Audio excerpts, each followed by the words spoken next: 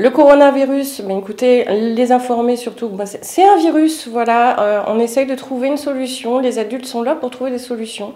Et bien comme il n'y en a pas, papa, maman, papy, mamie vont prendre soin de vous et vous protéger à la maison. Mais c'est pas dramatique, surtout dédramatiser la chose, on est là, nous les adultes, pour vous protéger. Respecter le biorhythme.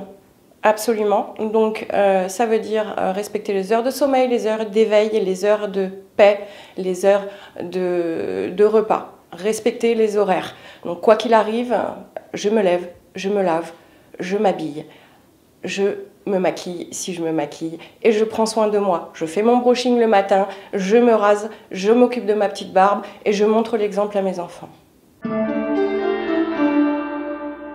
On peut faire de la pâtisserie, on peut faire des gâteaux. Bon, c'est vrai que si on prend un gâteau au chocolat, on a besoin quand même d'une tablette de chocolat et la moitié d'une tablette de beurre. Donc si on est en confinement, je ne sais pas si ce que vous avez prévu, hein, c'est pas du papier toilette et ce ne sont pas des pâtes.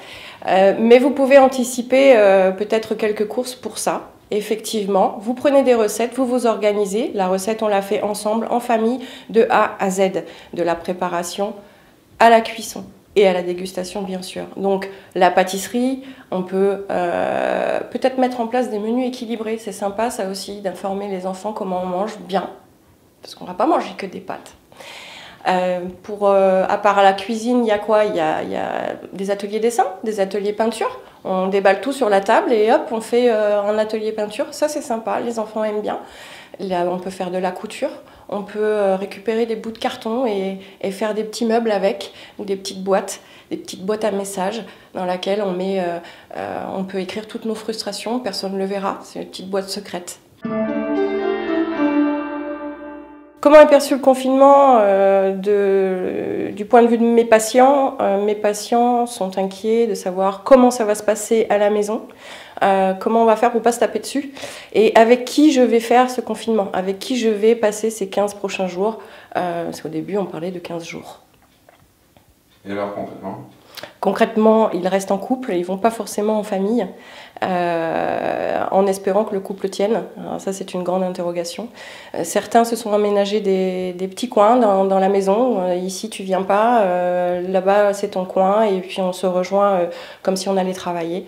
Et finalement, là, au bout de 4 jours, je vois que bon, il n'y a pas encore trop d'engueulades en couple. Et quel est l'impact psychologique justement du confinement sur les personnes? Du stress, beaucoup de stress. Et je dois dire que pour l'avenir, c'est assez inquiétant. Il serait intéressant de mettre un petit peu plus en avant les petites méditations qu'on peut trouver sur YouTube ou quelques cours de yoga. Surtout, faire de la gym 3 heures par semaine, ça on peut le faire, qu'on habite j'ai envie de dire sur un bateau, dans un studio ou dans un palace. On peut faire 3 heures de gym par semaine et ça déstresse.